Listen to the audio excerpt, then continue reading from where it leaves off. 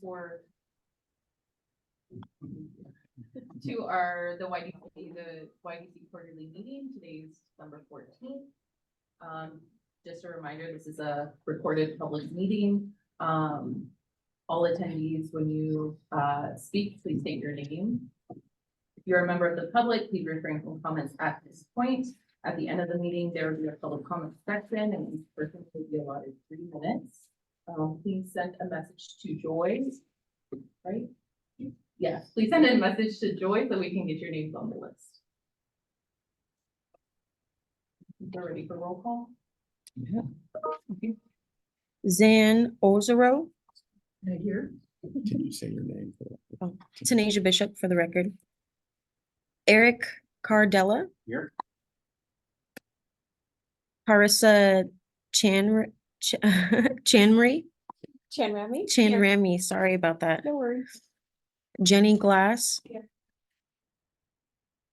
Janine Hartley. Present online. Celeste Jansen. I saw Celeste on this. Is she Celeste Jansen.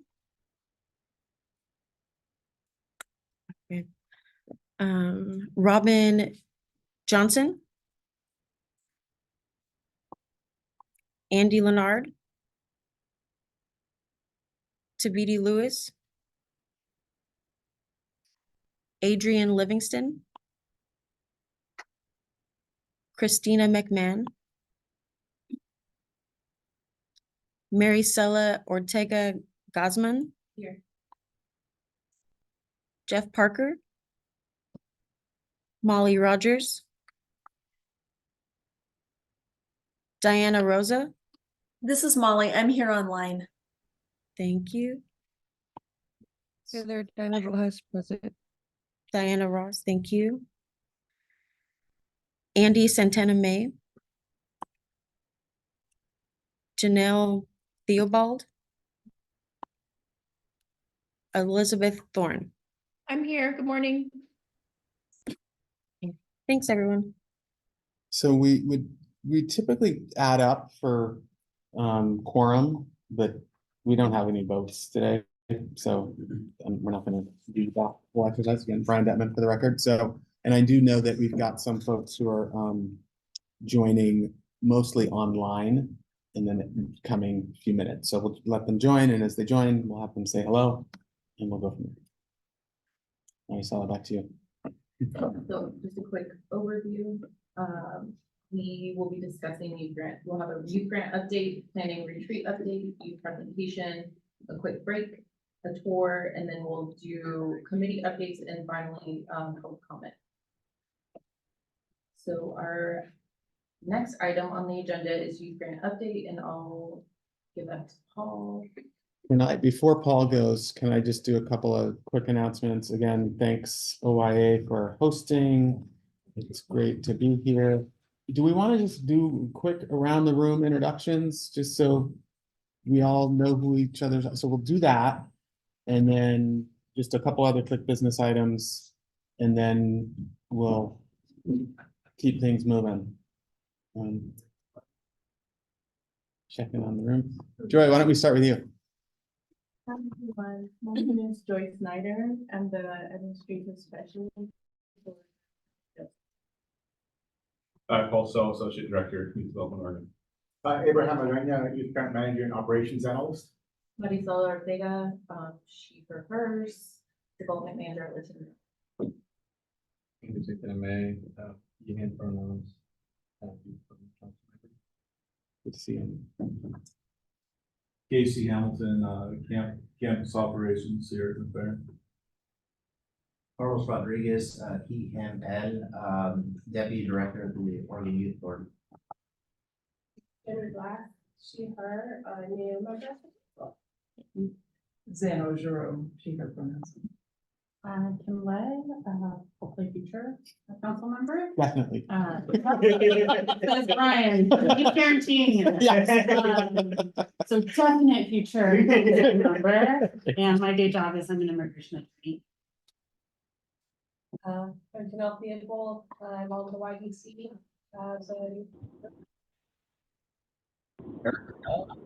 He, him pronouns. I'm a council member and I work at Oregon State.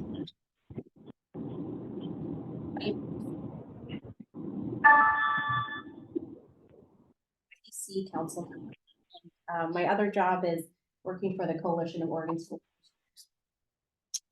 Brian Detman, Youth Development Director, Youth Development Oregon. Glad to be here. Tanisha Bishop, Youth Grants Administrative Specialist. Why don't we go over to Bing and then we'll come around. the-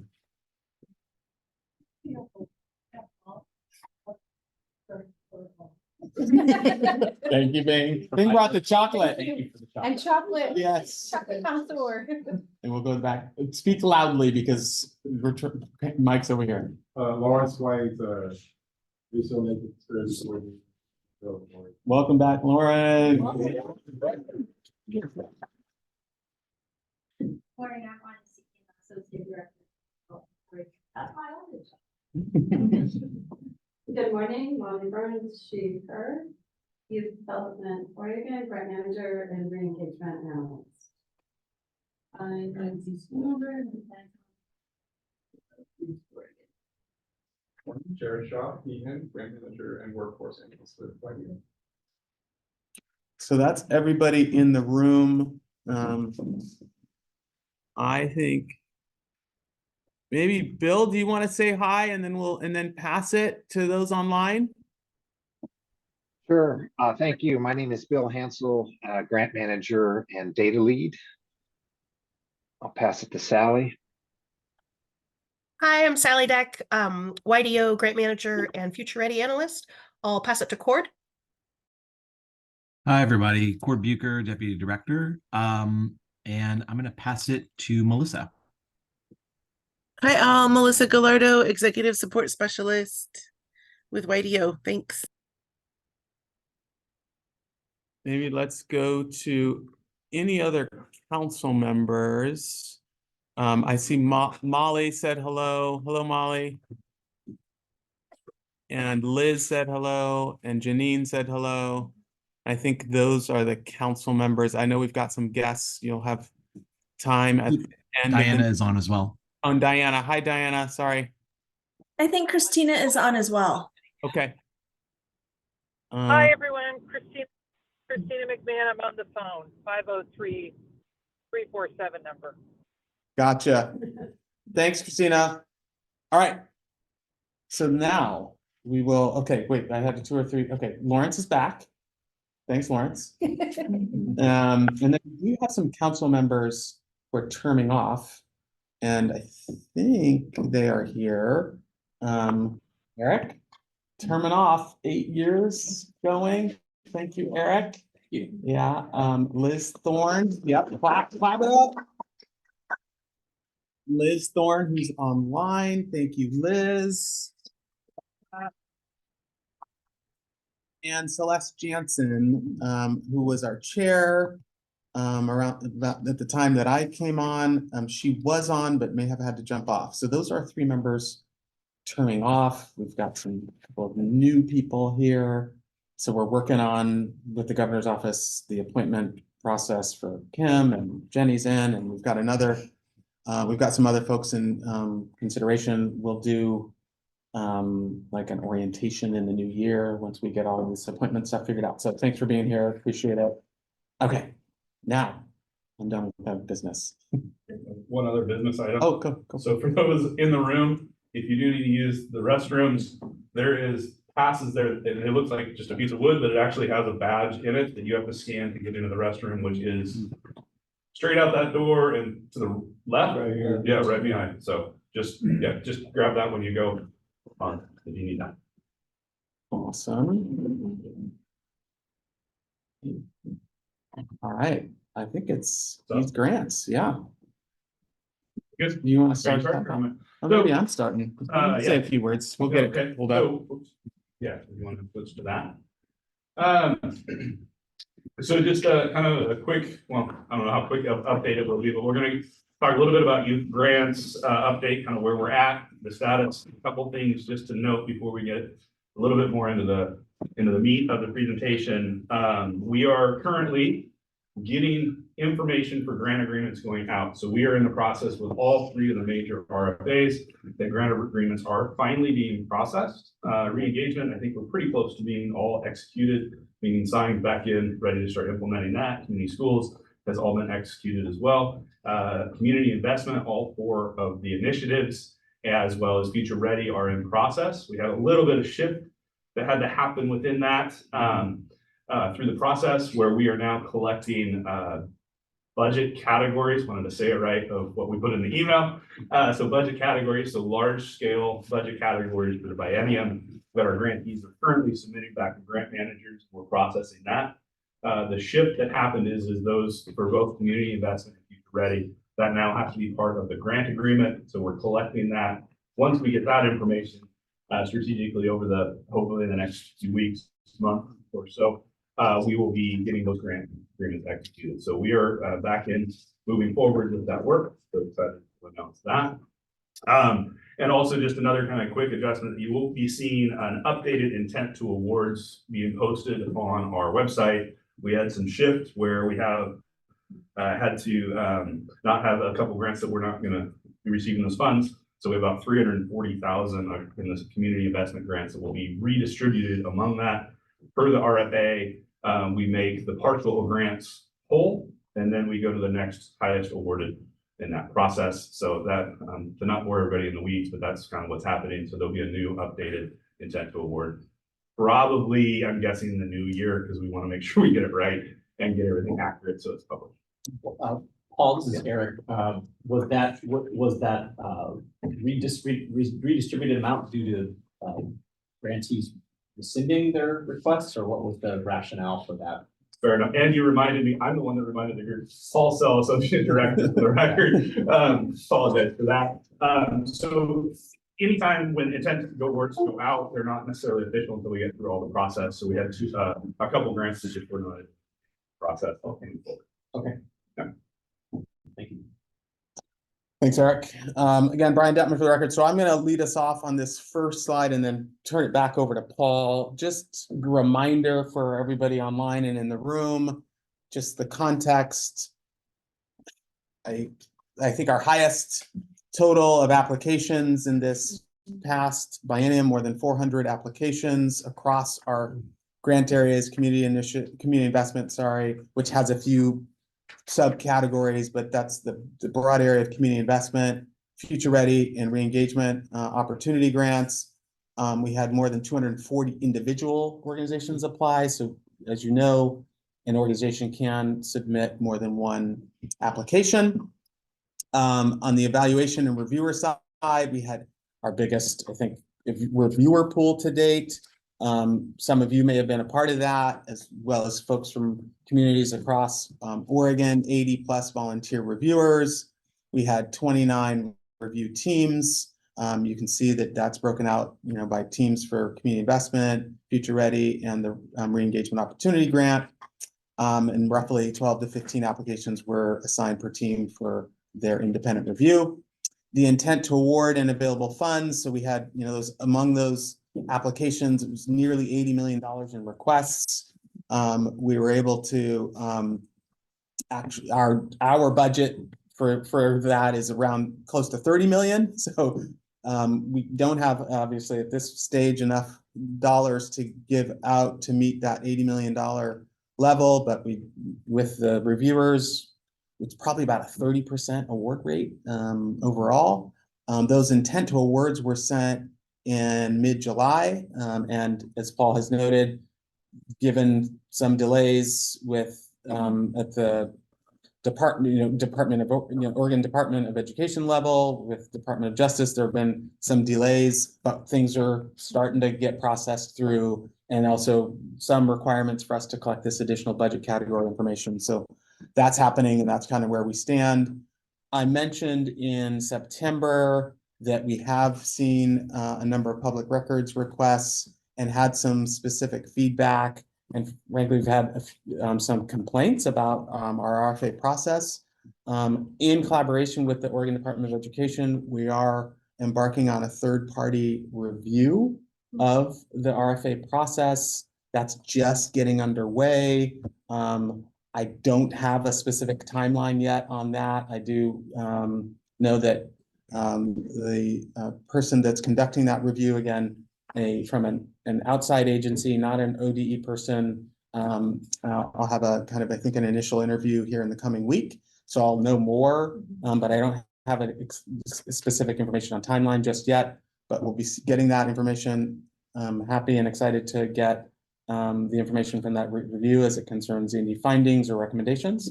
And then we will take that information in as we have it. Any questions? Yeah. Yeah, quick question. This is Parasa Chenrami, and something I was wondering about was between the organizations that applied and who got approved for a grant. What does the geographic distribution look like around the state? Well, I don't know if that's in this presentation, maybe not, but we shared that. I mean, Was it's that from the pretty last meeting? in the Okay. last meeting. Okay, I Parsa, wasn't but sure if there was any yeah, updated information. yeah, I think Okay.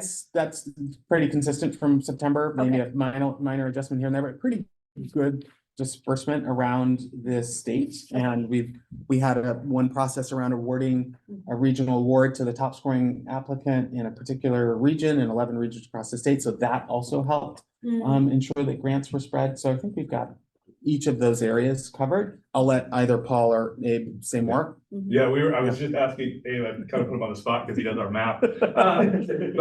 So community investment, we did have all of the regions identified within it. I don't recall, and I'm looking to the other grant managers about Future Ready and the engagement, if it covered all 11 regions, but that regional award, we had 2 regional awards, meaning the top highest 2 applications in community investments were automatically awarded in those regions. For Future Ready and re-engagement, it was the highest one in that region that was awarded. And so we expanded our portfolio for sure on that. Eric, again, if it's appropriate, could you summarize what the nature of some of the feedback was that's kind of contributed to the Yeah, I think that's gonna come from Paul here in a second, so. Okay, well, I'll just it'll add come. to that Yeah. question, like I will acknowledge that I was very impressed and pleased with how much work the staff did going and out and ahead of the curve. So unfortunate that we, ended up hitting some delays, which it sounds like are somewhat outside of our control, Yes. or staff's control. So Right. good work, and I'll be interested to hear kind of what we're learning through this review and assessment. I have a follow-up question also, Zan Ogeron, council member. The 2 grants that were not awarded, how frequent is that occurrence that we end up at once go through the ODE and DOJ process, that grants end up not being able to be awarded? To be honest, I don't know like how frequently it is. I know when we do engage with grantees, the intent to award is not considered non-binding because this does happen in awards for it. And so I don't actually know how frequently it is, but I do know that. Don't recall hearing the award. We can look into history, the Brian Detman book back, and again, I don't know if there's more. I can share Yeah. very anecdotal and my 8 years of history for what it's worth. My last meeting, so I was just my team back when we were doing YDC. In my recollection, there were situations when the timing was a factor. Like if we had one biennium where I think we were not able to provide funds until later, and so that might contribute to someone saying, well, our timing is going to be off about spending, but I don't remember any rescinding or I don't know if revoke, because I'm not sure what the right word to use is of a grant entirely, but certainly timing has been a factor.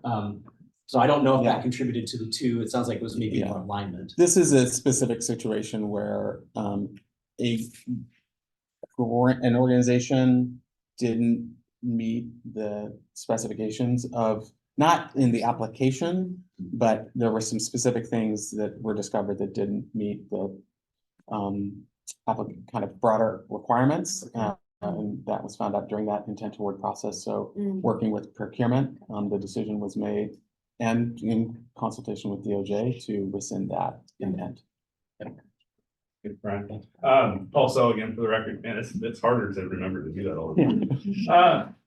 So just, Sally, thank you for putting a quick comment in it. So both re-engagement and Future Ready had all of the regions that we had applications in were awarded. So that, we're up there. And then Court also has a comment in there. So, but like for re-engagement, Sally was recalling maybe one of the regions was not awarded because there was no application. You want to read that out loud? It might have been hard to see. Maybe Tanisha, can you read the comment from Court? Tanisha Bishop, for the record, Cord left a comment saying from his recollection, is that in previous biennia, we would have periodically one or two organizations that participated awarding, not being able to proceed for various reasons. Appreciate it. And also off the record, appreciate Eric, your question, because in prepping for this council meeting, Brian, I thought it was important to cover really what we do as a staff and kind of where we are with the debrief and the reflection of the process. As Brian noted, if you want to go to the next slide, please. This was absolutely, from my understanding, the biggest application process that YDO has seen across all three. And just if you remember from our retreat, that we've almost doubled the size of awards that we make in the last couple biennium through addition of Future Ready and re-engagement. So really just want to put it out there in terms of where we are in terms of our continuous improvement efforts and capture that. So just a real quick on this slide, just really want to highlight where we as staff and as the work continues, where we kind of do checkpoints along the way currently. We do at every stage of the RFA, we do reviews internally with staff as well as Paul, can I, Brian Duttman for the record. So you all have in your packets this, for those in the room, I think Melissa sent for those online. Tanisha, do you mind? So you should have it in your emails for those online, but for those in the room, there's a packet so you can flip to the PowerPoint. And then post meeting, we'll make the slide deck available. Sorry. Thank you, Brian. I appreciate it. And thanks for reminding me, because I actually like having, this is the first time I've had a paper presentation. So this is great. So we, at each stage of those RFAs, so information sessions, the official question answer, evaluation processes, we need to, as a staff, kind of check in where we are in terms of that process. And then also post intent to award, excuse me. Then we do receive applicant feedback, which Brian highlighted a little bit through that.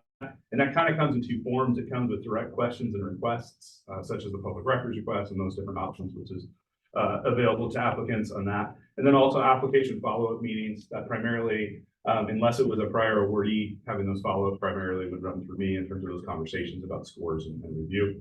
And then obviously with the YDC meetings, that's feedback that we get and try to adjust, but also the retreat, which was great. I think it gave us some really good insight of where we are.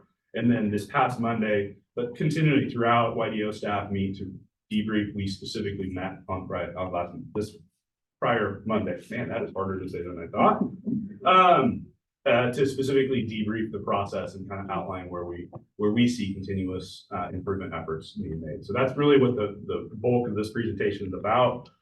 Just a couple highlights just to refresh kind of what we did prior to the 23-25. We did make updates to the RFA materials, which included consistent terminology and requirements across all three RFAs. So it was a pretty big lift of staff that we did. We shifted a rubric to a 10-point scoring rubric, as well as reporting documents and expenditure workbook were all revamped across all three of those processes. You can see that we have increased regional distribution, improved online application process and coordination. So when an applicant went in, the similar online application would look as similar across all three of that online platform. Again, unprecedented response to RFAs and reviewers. Right? It was fun to see all those emails come in from reviewers excited to review. And then also we adjusted some of the RFA stuff based specifically off the community feedback. Just as a reminder, Brian did a tour of 10 in-person community conversations, as well as a couple online versions. And so we worked to shift that in early intent to award notification to that July intent to award. Eric, appreciate the recognition of the staff getting that done. And we'll talk about timeline here in a few minutes. Increased grant award amounts, which shifts how many awards you can give, right? So the award amounts went up, and then also future support for collaboration opportunities among grantees and community. By that bullet, I mean specifically in our language of all RFAs, we said that we can bring all of our grantees together for collaborative efforts. That was something we heard in community conversations. That has not come off the ground yet because, well, we don't have grant agreements, but that is a plan for the spring. And we're working to bring all of that together. So next slide, please. Actually, I want to pause for a second, maybe go back. Any questions on that kind of large summary? All right. Good. So just to draw us back to what we talked about at the retreat, continuous improvement model, really kind of 4 large areas that we are trying to break all of our kind of feedback down into. So the application, that's that paper RFA process, that's what is binding for us to do as part of the process. So what's outlined in there, we have to follow throughout. Evaluation, that's evaluation of the applications themselves. Award, I think that's pretty self-explanatory category around those amounts. And then post-award. So what happens after that intent to award occurs on that? So those are kind of the 4 large areas. You can see the breakdown in there. And so this next slide, what we wanted to do is to really put out where, as staff through that reflection process and that debrief process and some of the feedback we've been getting, trying to analyzing all of that, just be very clear with the council as well as the public on where we see some of these considerations that we need to do. And again, considerations is we have to kind of research it and understand what all of those are before we can really make changes. But just really want to be clear on what we've heard and what we're going to be researching kind of moving forward. So the application itself, I think those first 2 bullets are pretty standard for us. Like, but we want to look at, can we simplify the RFA materials? Can we align the RFA materials as well as the grant initiatives process? So that's a pretty broad language on that. Some of the more specific feedback that we've gotten and as part of the debrief is, should we limit the number of applications that any single organization can submit? Currently, there was limitations in the Future Ready and re-engagement. There were no limits in community investment, RFA. And then also like the grant requirements and the minimum qualifications. So what does it take to apply? What does it take to be able to receive the award, as well as the grant requirements themselves, so reporting all of those elements that are outlined in that. I'll pause between each of these just to make sure people have any questions, and then we'll pause longer at the end. All right. Marisol Ortega for the record, just a quick question. You said that Future Ready and re-engagement has a number of applications that in the presentation. What is that? It was 1. Oh, just 1. All right, so just in case people didn't hear that, so the question was around what was the number of limits, or what was the limited number of applications for Future Ready and re-engagement? An organization could only submit 1 application in each of those, right? So just thank you for that question and clarification. So the next slide is about the evaluation process, and just being very transparent. That's really where I think a lot of the feedback that we've been receiving has been coming through. And so what we've identified kind of largely as that evaluator selection and assignment. And so what does that look like? Is it a contracted service that we want to consider? Is it our volunteers, and how do they get assigned? How do they randomly get assigned? So very broad categories in it, but definitely some feedback within that. I will say as staff, I think we learned a lot about managing 80+ reviewers. That's a feat. I'm just putting it out there. Like that's there was 4 of us working behind the scenes to manage that process. Wow. So it's a big piece. Evaluator training and loops in with the rubric and scoring reliability. Right, one of the things about competitive grants is we want it to be consistent. Right, and so there's always going to be some variance in process because that human factor. But how can we make sure that we recognize that? And then the tabulations meeting specifically, that's a process that we've used in some applications and RFAs prior to it. The decision was made with procurement because of the size of the application processes that we chose not to utilize tabulation meetings. And for those of you that are new to the process, the tabulation meeting is bringing all of the reviewers together for each application. And so just like Brian said at the beginning, we have 29 review teams of 3 members apiece that reviewed 12 to 15 applications. And so the timeline, there's some considerations that have to be made around that process and what does that look like. Each tabulation meeting runs anywhere from an hour to 3 hours, depending on the numbers that have to be facilitated by a non-biased person. Just kind of a quick recap of what that tabulation meeting is for you. So I'll pause there. Again, I'll keep going for each of these. We can address global questions at the end too, but any questions here?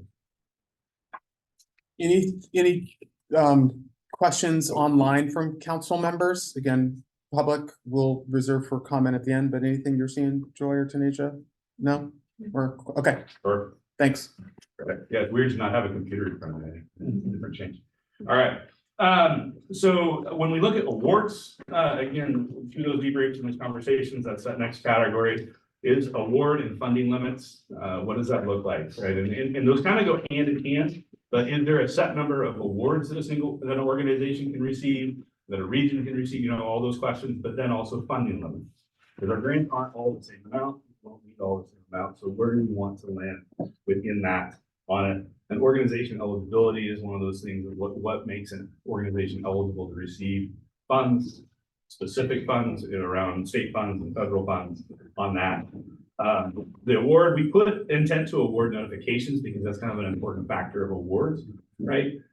So typically, I shouldn't say typically, this last round of intent to award notifications, we sent out notifications of who was awarded. I don't remember if it was those that were not selected was included on. I'd have to look back at those documents, but there was no additional information provided within that. And so what can we provide during that initial award is some feedback that we received. And then also that goes closely with that is the published material. So what do we publish after that process? One of the main things around publish is, do we publish the scores publicly or through request? And so we want to look deeper into that. So I'll pause with award. Parsa Chanrami, one quick question I had, and I apologize if I forgot this from the September meeting. Across all the different grants, are there any ones that we're not sure will continue in the next biennium?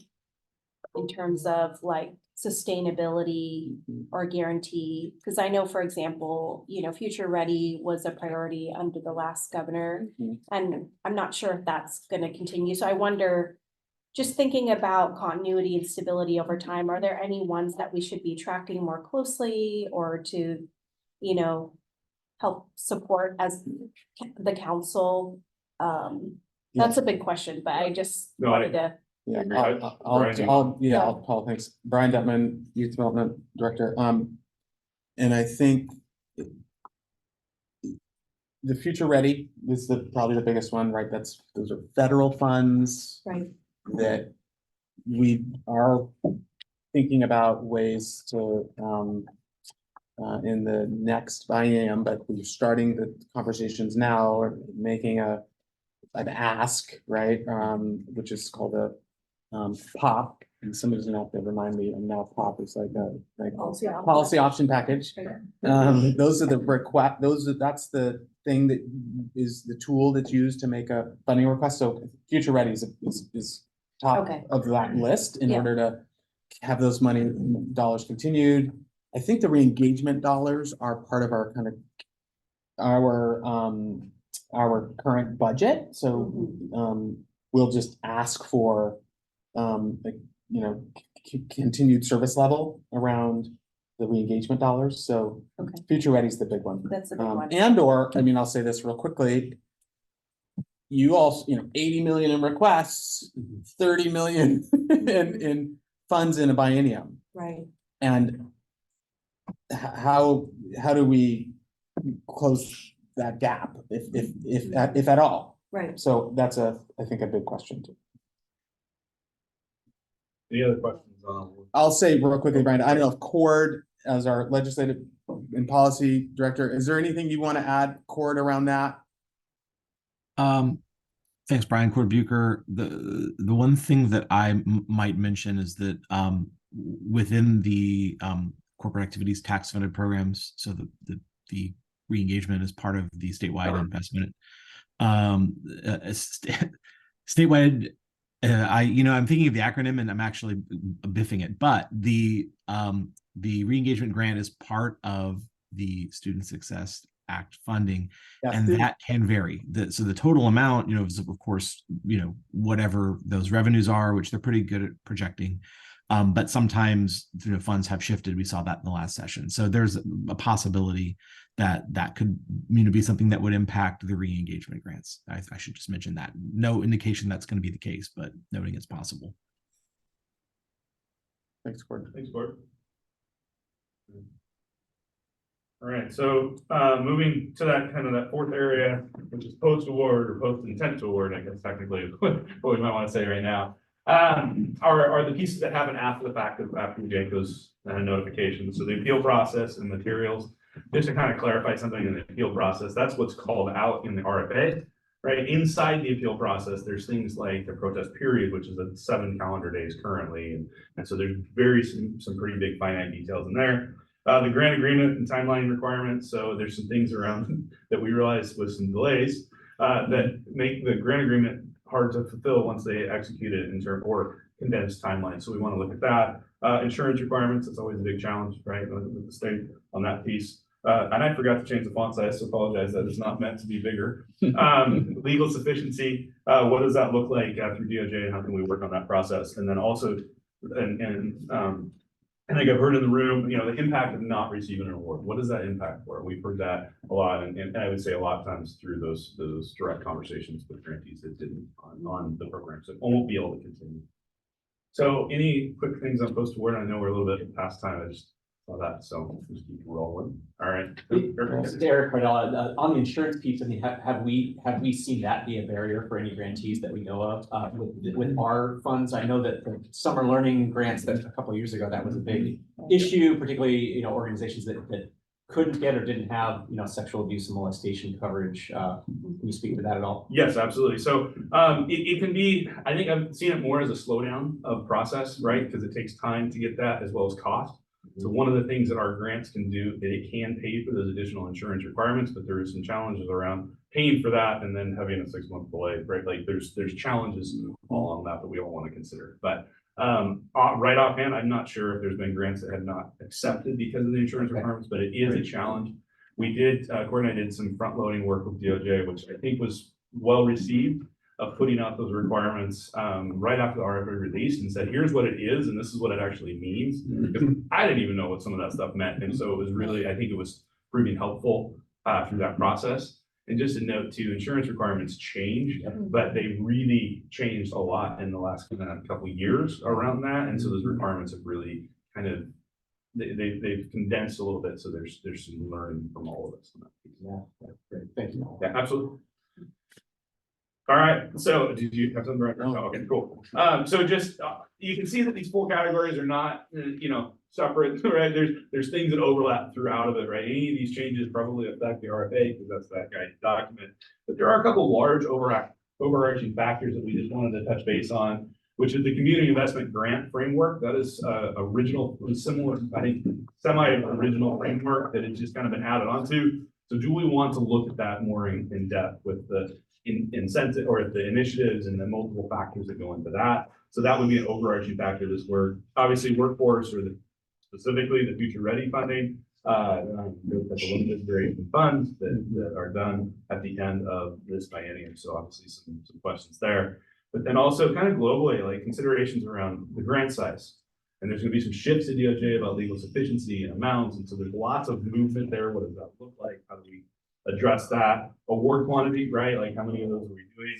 But then also program scale and impact. So we want to dive deeper into some of these conversations that we've heard, but looking forward. And then, you know, as Brian noted, that third-party review findings and recommendations are really, really critical for it. So that will be some guiding work as we're moving forward. That's a challenge. The next couple of slides will be a timeline, but that just being very clear, that is a bit of an unknown of what does that look like and how does that affect that work. As staff will continue to move forward, but again, may have to do some shit based on questions with that before I jump into a timeline.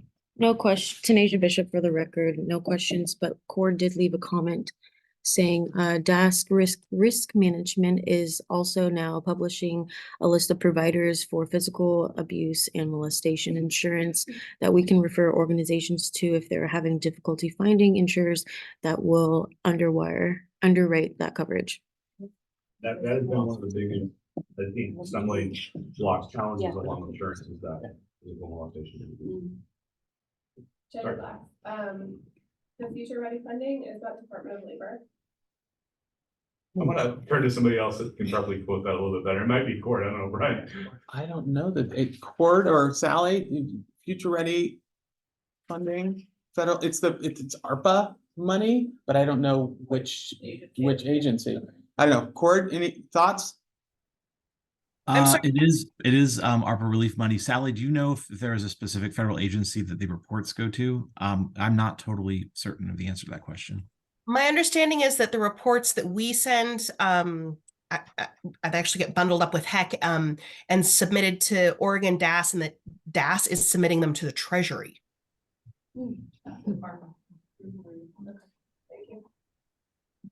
Perfect. All right. So any other Thanks, Sally. questions about just kind of the initial thoughts, those considerations for our continuing improvement? Again, not necessarily things that will change but like overall, but it's stuff that we recognize that we need to consider and research and look at. Right.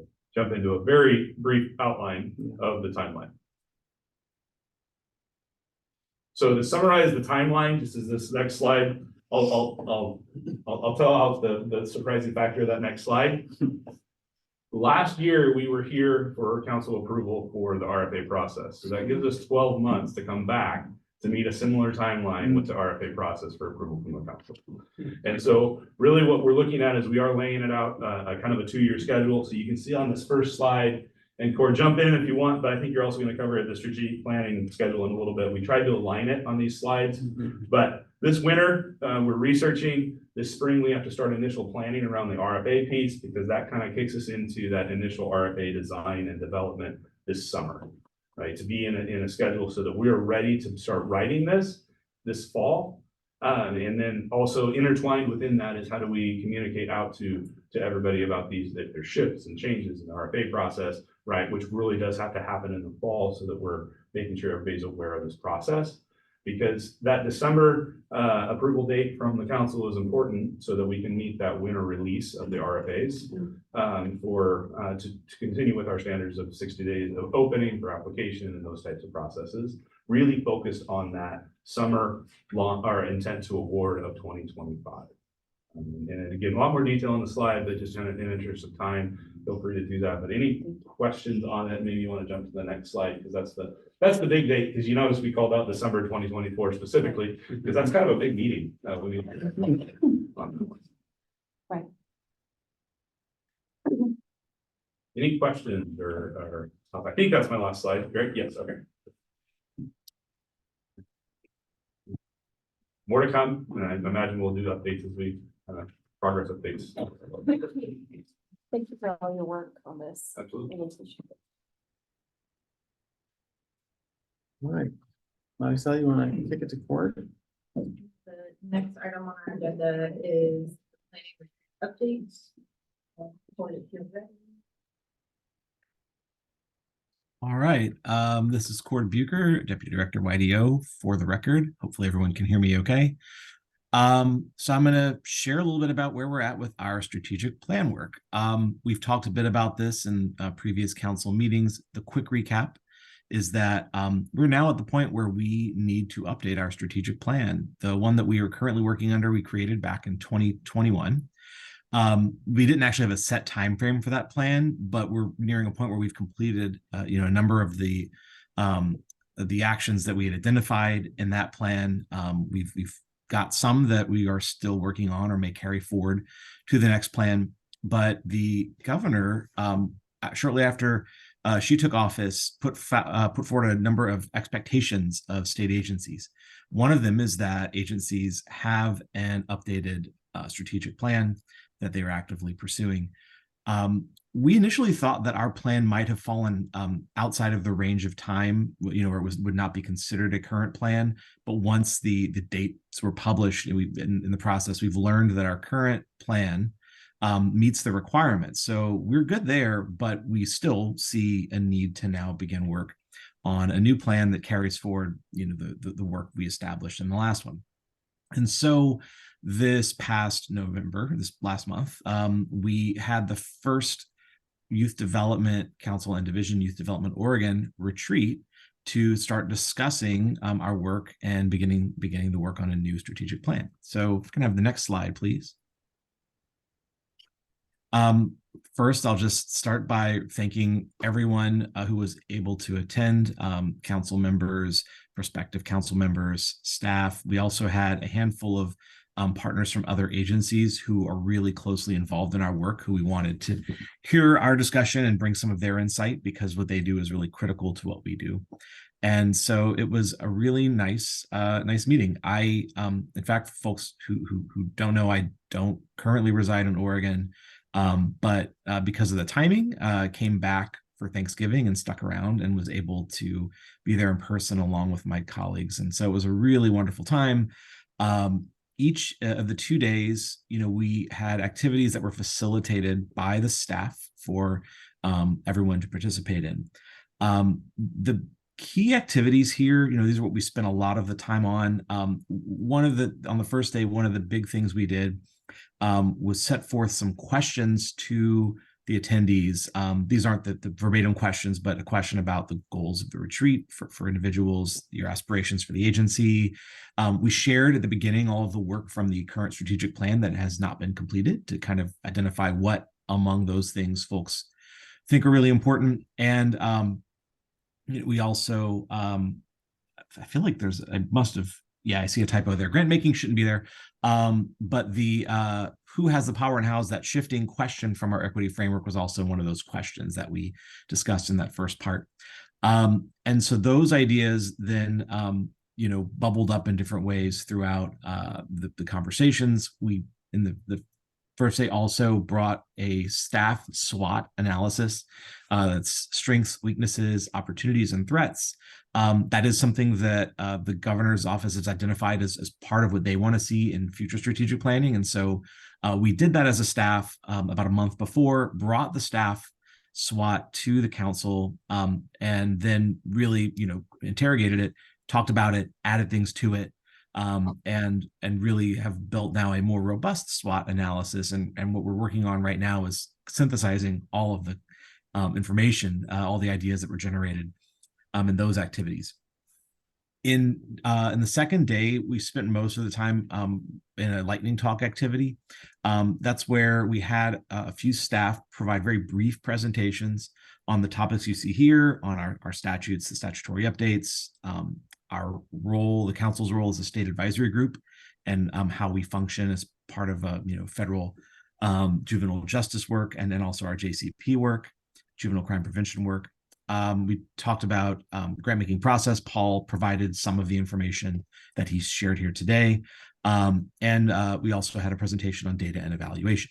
And so those presentations were very brief, followed by open discussion. And then we had table talks after that where folks could dive in deeper on those topics. And so it was a really, really rich conversation. It was, I think a lot of stuff has emerged. There were a lot of things identified as priorities, things of interest, new ideas that popped up. I'm going to actually ask for the next slide. And I'm not actually going to provide you all with a summary today. We're working on essentially a report that will be generated, I think probably by some time in January. We can share kind of a comprehensive overview of everything that came out of that meeting. But I wanted to turn it back over to our council members here today who attended or participated online, to just let you maybe share with the group what your big takeaways are, what was surprising or exciting, what you're looking forward to working on. And with that, I will stop and open the mic up to someone else.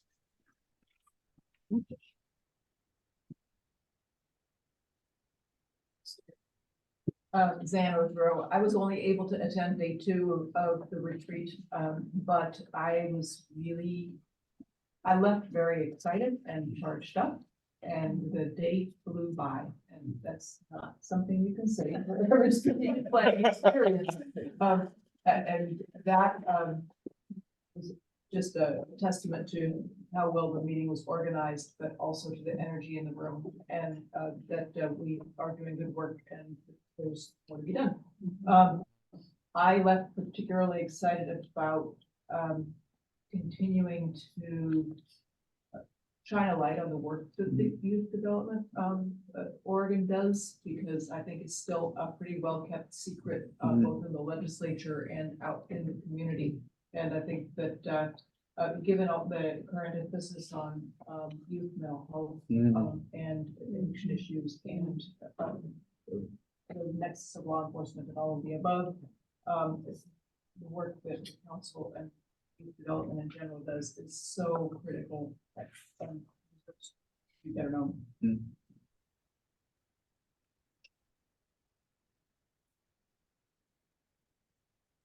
Can't see if anyone else in the room was gonna chime in, so please just go ahead and speak up because I just see a tiny little window of you all. I'll share parts of Rami. I was able to attend a small portion of the retreat when we were going over the SWOT analysis, and thank you all for basically shepherding the laptop around so I can join my small group. But one of the things that I really appreciated was just the work of the team at YDO, and reflecting on your strengths and how even though the team is really small, being able to wear the multiple hats and the expansive roles that you carry. Thank you so much, because together in collaboration with partners and collaboration with the council, it's been really exciting to see all of the work come together, but also reflect on like how much work there continues to need to be done.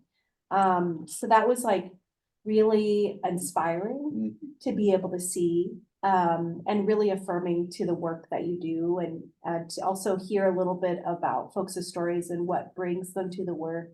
I thought that was really energizing as well as a council member. And I appreciate, even though I was able to attend a very small part, I'm really grateful for the piece that I was able to attend. So thank you for that.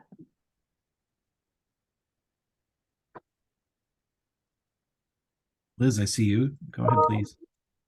Thanks, Cord. Yeah, I was able to attend, and I think similar to what everybody has said, it's always nice to have like a good chunk of time in physical space with people. I think most participants, when we reflected, it was just nice to be able to connect with council members and with staff in ways that we often aren't during these quarterly meetings, just because of the agenda and time constraints and Zoom and all of that. And so it was just really nice to get to spend a little bit more time and connect and get to know people. I think things I'm excited to work on. Well, so this was our last meeting was news to me. So if I missed an email in my pile, I apologize, because I knew we were going to stay on for a little bit to help out while new folks came on.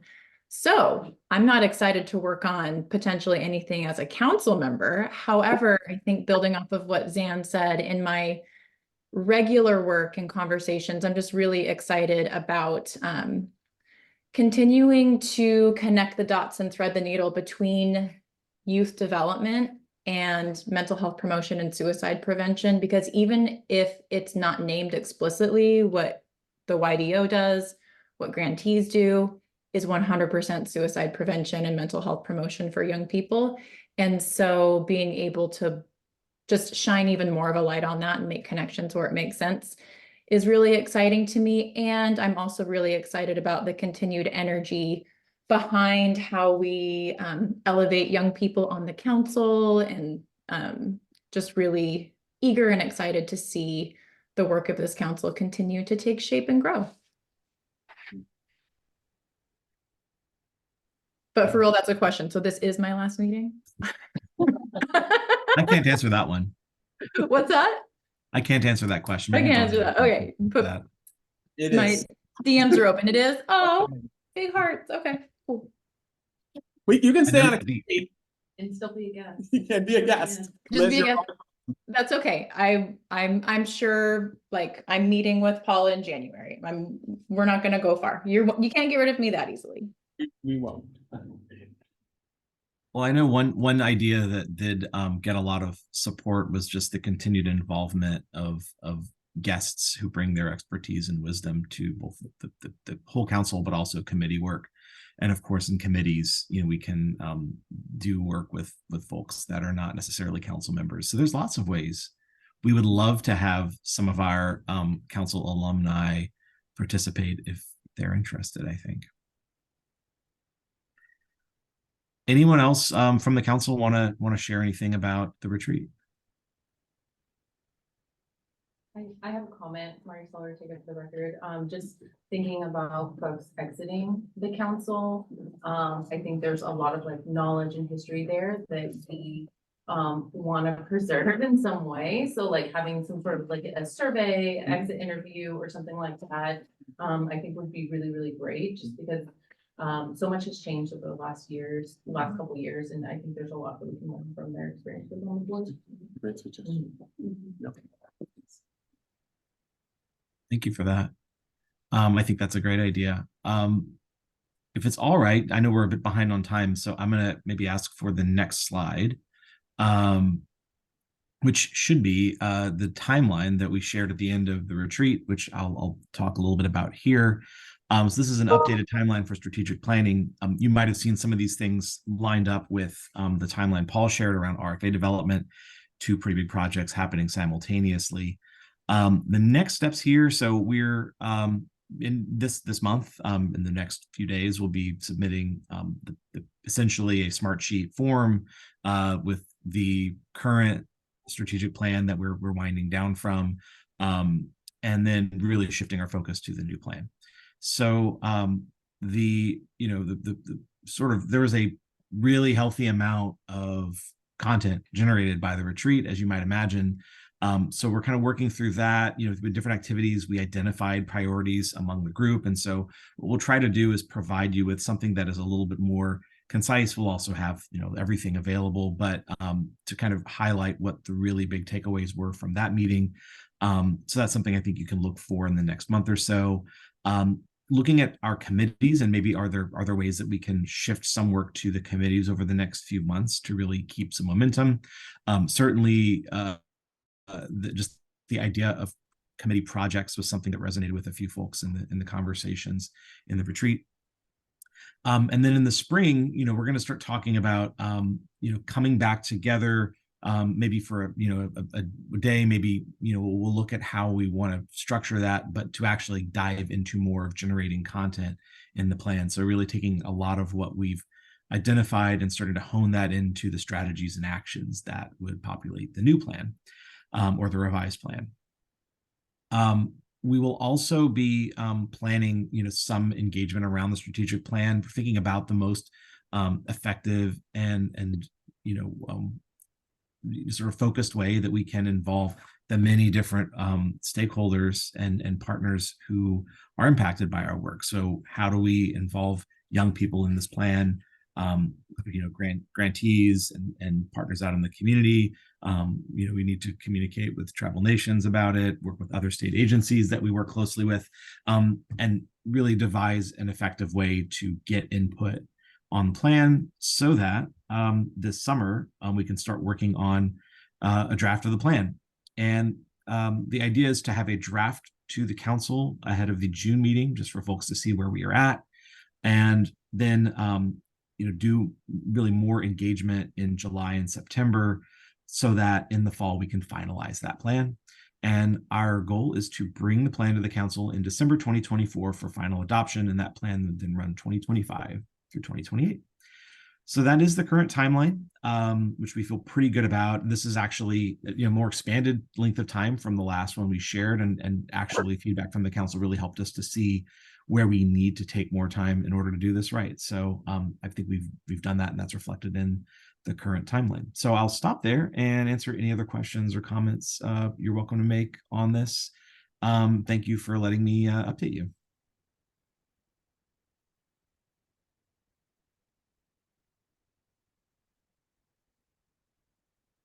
And otherwise, we'll send out an update.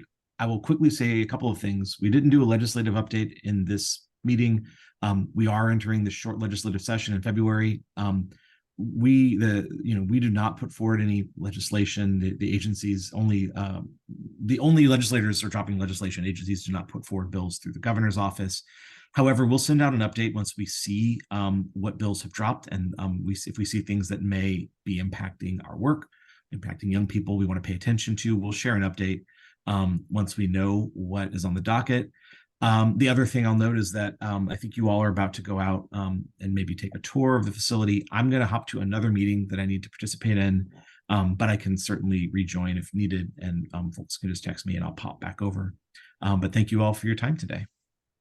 Thank you, Cord. Thank you. We'll go to the youth presentation and then to it. Sorry, thank you, Ryan. No, that's right. That's fine. Marie Silver, take it for the record. Thank you, Cord. Our next item is the presentation led by Amy. Thank you for all of your work and presentation. Do we, hey, real quick, does anybody, we're pushing through, we're about 15+ minutes behind, that's okay. But, so it feels fine with like push forward, and then when we have the tour, we'll actually break. Sound like a plan? Yep. For the record, Abraham Magana, and we're doing this presentation on enhancing youth stories. Today, Andy will be stepping in for Kiwi, part of the presentation, and he'll be doing most of it. But I'll be covering kind of the overview. Go to the next slide, please. So here's some of the subtopics I'm going to be covering in the presentation today in regards to the challenges in that kind of enhancing youth voice. We have recruitment up there. How do we get youth participate? Active participation, and by active participation, are they feeling welcome? And we'll go into a little more detail about that. Retention, how do we keep youth participation? And then making sure the youth are feeling valued and accepted, right? And there's gonna be some overlap on some of these subtopics. For example, retention, there's overlap with recruitment and active participation. We'll get into that a little bit in the next slide. And I'll go ahead and pass it to you, Andy. Andy sent anyway for the record. Thank you.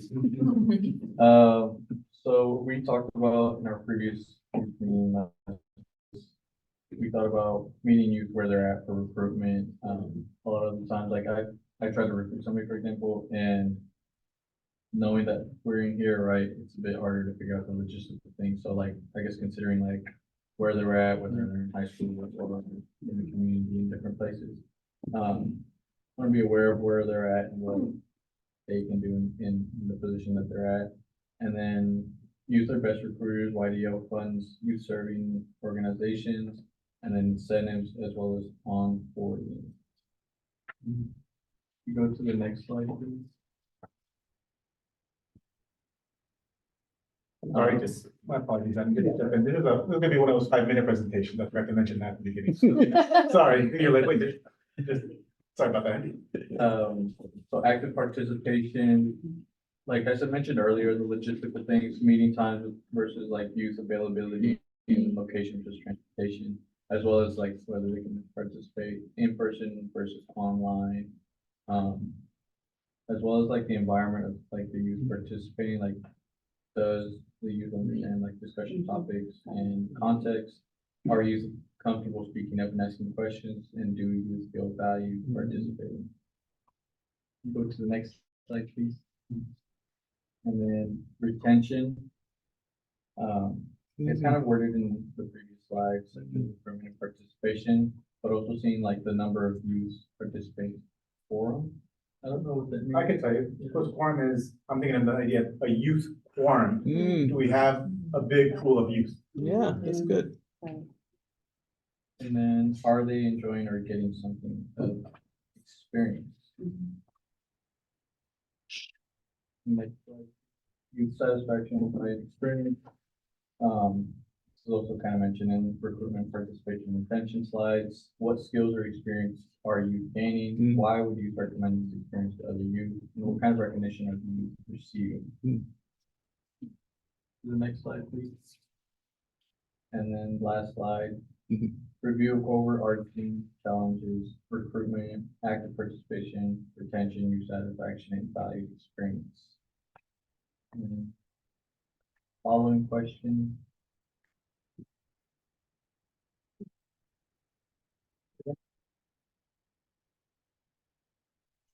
What challenges do youth council members face in attending and actively participating in council meetings? And what can the council do to help recruit and retain youth council members? How can the council ensure you feel welcome and comfortable speaking up and actively participating in council committee meetings? And how can we demonstrate to youth members that we recognize and value their participation on the council? Thank you. Lightning fast. Yeah. Thanks, Andy. You're welcome. Can we ask questions? Yes, you got it. We should go for it. Sorry. Yes, go ahead. Well, can I interrupt really quickly? Sorry about that. So Marisol Ortega for the record, and this presentation was so quick and we didn't really discuss like some of the things that we've been talking about in our youth subcommittee meetings. So we've been meeting the week before every quarterly meeting. So last Friday, we kind of like dug a little deeper, like what has been an issue? Like, for example, the legislative update has been difficult for folks to really comprehend just because that's not the world that we're living in or working in every day. And so I just wanted to share that we do have our youth subcommittee meetings the week before, and we'll go through the agenda to kind of in a smaller group, it's easier to ask questions and feel comfortable like opening up and maybe even questioning what we have on our agenda, right? So I just wanted to let you all know that we do have that space right now, and we've identified ways to improve youth participation and keep those folks engaged. And a lot of that is around like incentivizing folks, making sure that they are, you know, getting compensated for their time here, as this is not their day-to-day job. So yeah, I just want to. Thank you for that context, Zan Ogerow. I was, I don't want to put you totally on the spot, Andy, but how would you recommend, or would you recommend this role to others? And what kind of value does it bring, or can it bring, in your mind? The things that I like to try to consider when like trying to recruit somebody, I try to get to know them a lot, whether they share a few things about themselves or not. A lot of it is kind of like around like the rapport I have with the person. I noticed that a lot of people that like I'm here with right now, they have a lot of traumatic experiences, and there's like very few that have been able to overcome that, and he is like a mature young man. So to me, that's the first thing that I look for is like the maturity and where they're at and what they're looking forward to. But yeah, for the most part, I try to look for people who are at a good place to start something new.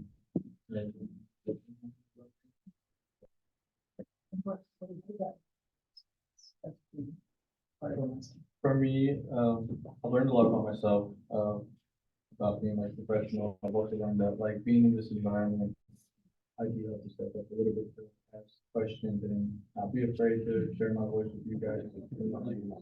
It feels like I don't know what to say sometimes, or like the right questions to ask, but I think that comes with like just asking better questions. So like people who are willing to help you, like Maricela and everyone's been really helpful my past term. So thank you. Janelle, let's have Janelle, can you answer those questions? That was Brian Devon. This is well stable for the record. I mean, my experience just, I mean, that is like a bit difficult sometimes, especially, you know, for just going through all these, you know, all of these like topics about government. To be honest, sometimes they do go over my head a little bit. I think the youth committee meetings help with that. And I guess just being okay with like asking questions and realizing that, you know, people aren't going to shame you if you ask something that's like, I mean, you know, I think that everyone feels really supportive and it's, you know, it's just a good environment. Janelle, can I ask a follow-up? This is Brian, Brian Detman for the record. And if I'm putting you on the spot, you know, just tell me, no, thank you. But I just wonder what you're gaining in your, you know, in the last few months, or what are there things that that you tell classmates or tell your mom? I mean, I have talked about it to a couple of my classmates, you know, haven't found a new one who's really interested yet. Well, I think just, you know, experience and it does kind of force me to come out of my comfort zone a little bit. So I think that will definitely help me just, you know, with my confidence and just being able to handle like as like life later on, you know, just like I mean some of it is just like basic things like keeping track of emails. There are a lot of them.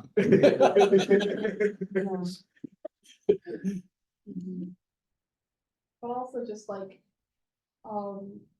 leadership, like as in, you know, speaking up and just being able to voice my opinions. I think that's a really good life skill to have.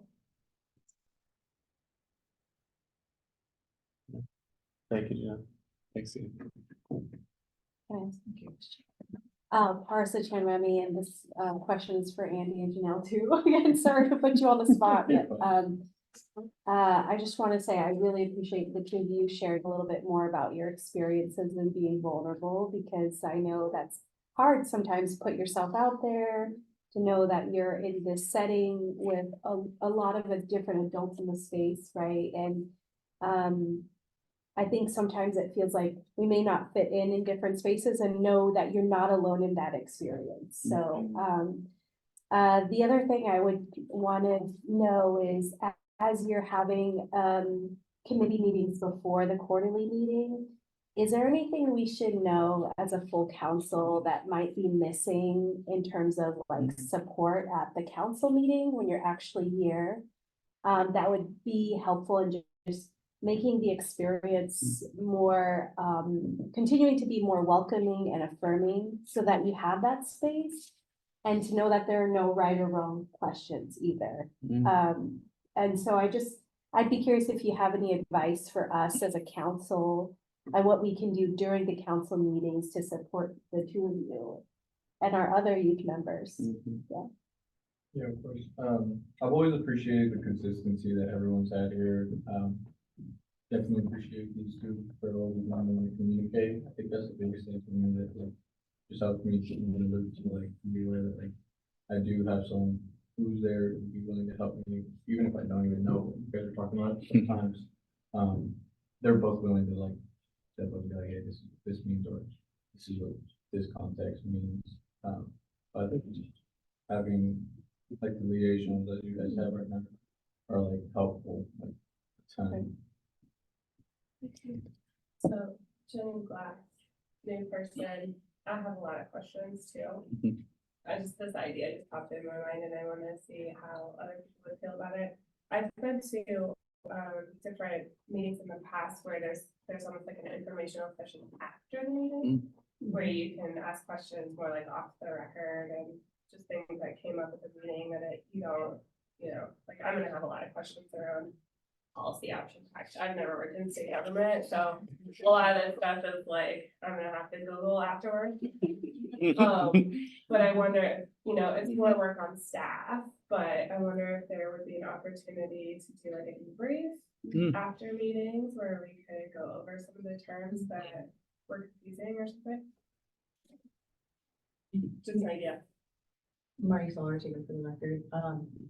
So something that, so first off, like I've been on the board for 7 years now. I started off as a youth, and so I think my experience has really evolved. And in the initial stages, I didn't feel like super supported. And then when Serena and Sanji came on, I think they put a lot of effort into just building those relationships outside of the quarterly council meetings. And me personally, I felt like that was really, really helpful. And kind of like what we're trying to do with the youth committee meetings is having an opportunity, like, I really want to know like how things are going for you here and how we can help, whether that be like building a resume or coming down here to MacLaren for lunch, or for example, having this quarterly meeting here was a big deal for us because there's all these obstacles that our youth are facing to participate. And so right now we have a pretty good list going, and we want to figure out like how to limit those best as possible. But yes, we are so grateful for our staff and for like the support that YDO has offered the youth on the council. But also recognize like there's some systems that we want to put in place to make it an easier process for you to be able to show up and fully participate in, for example, the onboarding process, which we've been looking at as well. And I want to see if Diana is on the call and if there's anything she would like to add regarding her experience.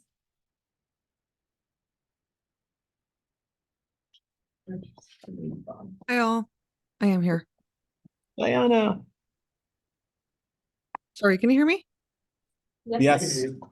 Oh, okay. Hi all, yeah. I mentioned briefly last time a little bit about my experience, but I joined essentially like fresh out of college. And I think last time I also left out that I was also in the system as a juvenile. And then I began to work with youth fresh out of like college, running a youth program. And that's how I got connected to the council. And it was super detrimental to my own growth as a young professional navigating life. Because it's a, very different than college, and having no one really there to guide me. Like Serena and Anya were just very instrumental. And then connecting obviously youth and then being able to learn, and Maricela is a bit older than me, and just kind of learning from other, sorry, not That was said in a loving way. It's just nice, to have mentors who, hey, you did it, and you're still doing it and it's working out, right? And is I don't know, seeing how possible that was. And yeah, I feel like Serena was there during just big moments and big transitions in my life. And because of the council, I received certain support that allowed me to make decisions that maybe I wouldn't have, and empowered me to do so. And I like what you brought up when you said about maybe meeting there, taking lunch, or just being more engaged and hands-on. Just echo that. Thank you so much, Diana, for sharing. And I just want to say, we said Serena, but Brian has been so amazing, and like has been so supportive for me throughout this process and being on the board, and the willingness to like try new things with our youth and engagement. And yeah, we're excited. I think there's a lot of work to be done, and specifically around the state advisory group. But this has been really great for me personally, and just like the exposure to folks in different fields has been really great, and not really something that I personally have thought of, like, oh, I haven't seen, a deputy director Latino for, like there's a lot of these, like, I feel like this is pretty common, especially being like a BIPOC youth who, yeah. So I think that this is the exposure that it offers our youth is really, really great. And then also just the support that comes with that. And us as adults, and I don't know how I'm both youth and adults, but as an adult, trying to figure out how we can better support them and asking and listening, most important. This is Abraham, also just to add, and just like a little bit of context also. So when COVID happened, that was really difficult on the youth committee, extremely difficult. The youth committee had just gotten going and they're building momentum. Then COVID happened, and it was extremely difficult to get youth. It was already difficult, but I think it just amplified it, how much more difficult for youth. And for the youth to still come back after that, I think, again, us being able to adapt a little bit and say, hey, here's what's going on. For me, huge credit to them coming back and saying, even though there's these challenges, we still want to participate. We still want to do this, right? And it's just been great seeing in the meetings the amount of information and everyone talking in this, this, it's being mentioned, I think right now, we say this, but I think we gotta look at it from, I think, a council perspective, are really helping youth. We don't have a relationship with them. Our service providers, that's the first thing they have to do, but what about us? Right. Just something to keep in mind. Tanisha Bishop, for the record, to BD Lewis, comments that he completely agrees with you, Mary Sullivan. Thank you to BD.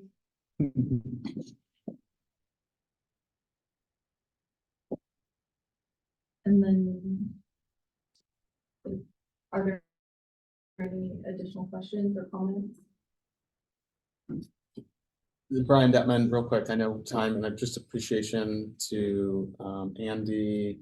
I know Kiwi isn't here, but he's been a part of those committee meetings, to Janelle, to Diana, who was great to see last week at our planning retreat and here today. And I think also was online for the committee meeting. So I think that just credit to the point that Abe was making, while I feel like some momentum is building.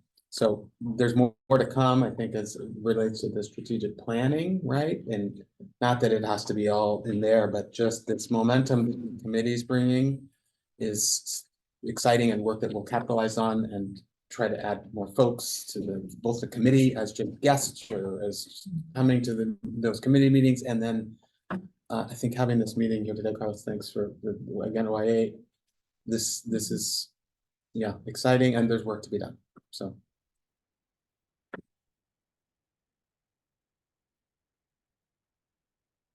Okay, thank you, everyone. So the next item on our agenda is the tour,